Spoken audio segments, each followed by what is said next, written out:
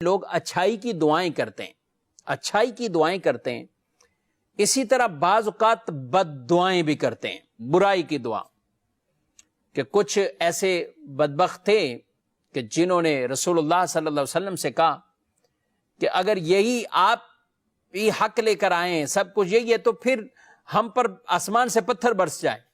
اللہ نے ان پر ایسے عذاب نازل نہیں کیے. کیوں نہیں کیے؟ وَمَا كَانَ اللَّهُ لِيُعَذِّبَهُمْ وَأَنْتَ فِيهِمْ. اے محبوب آپ ان میں موجود ہیں تو اللہ کی یہ شان نہیں کہ انہیں اللہ عذاب دے. تو یہ کافروں کو بھی یہ فائدہ رسول اللہ صلی اللہ علیہ وسلم کی وجہ سے ملا کہ ان پر کوئی ایسا یک بارگی عذاب نہیں آیا، کوئی ایسی کیفیت یہ والا معاملہ نہیں ہوا. تو اس پر یہ آیت مبارکہ میں فرمایا گیا کہ جیسے لوگ شر کے لیے جلدی کرتے ہیں، تو اگر اللہ ہی ان کے یہ چیزیں جو کہیں ہوئی زبان کی قبول کر لے تو کب کا ان کا معاملہ تمام ہو چکا ہوتا. یہ آیت مبارکہ ان کے لیے سبق ہے.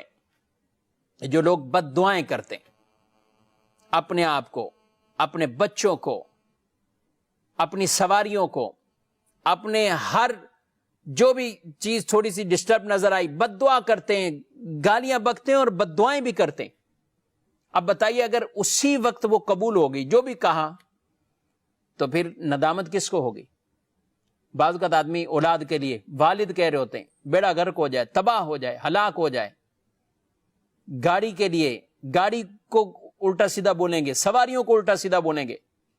رسول اللہ صلی اللہ علیہ وسلم ایک مرتبہ جا رہے ہیں، قافلہ ساتھ ہے، تو ایک شخص وہ سوار ہوا اونٹ پر، تو اونٹ نے کچھ سرکشی کی، مطلب کچھ ایسا چلا کہ بعضوں کا سواری نہیں چاہتی کہ اس کے اوپر کوئی سوار ہو، تو اس نے لعنت کی سواری پر، تم پر لعنت ہو.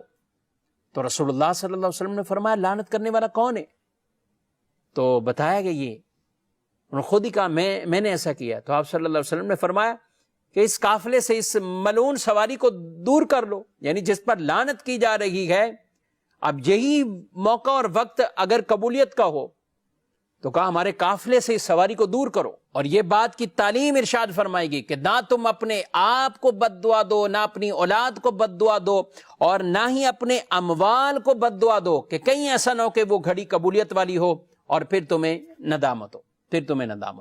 اس لیے بد دعا حتی الامکان اپنے آپ سے آدمی نکال دے. بد دعا یوں جیسے آپ اہل خانہ کو، رشتہ داروں کو لوگ بد دعائیں دے رہے ہوتے ہیں، تو یہ عمل درست نہیں ہے. اور یہ ایسی اگر قبول ہوگی اور ایسا ہی ہوا، بعض تو والدین بڑے عجیب و غریب کلمات بچوں کے لیے کہ تمہارا ایکسیڈنٹ ہو جائے، تمہارا یہ ہو جائے، تمہارا یہ ہو جائے.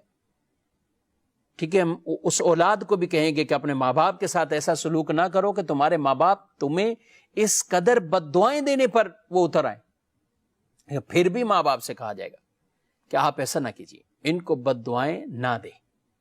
اور یہ تو اللہ کا کرم ہے کہ ہماری یہ بد دعائیں اس طرح قبول نہیں ہوتی جلدی.